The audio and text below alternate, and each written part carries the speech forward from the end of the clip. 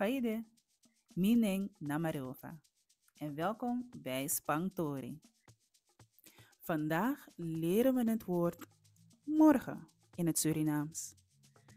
Dit kan twee verschillende betekenissen hebben. Luister goed. Mamanting wordt vertaald naar morgen.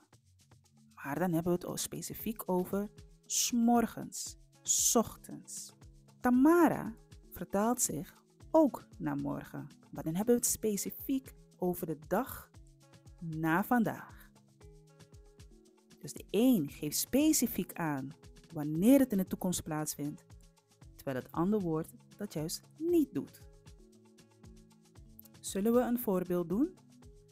Tamara, mi e verjari. Fruku mamanting me opo fugwa roko. Zie je het verschil? Volgende keer zie ik je graag weer terug bij Spangtori en Tamboen.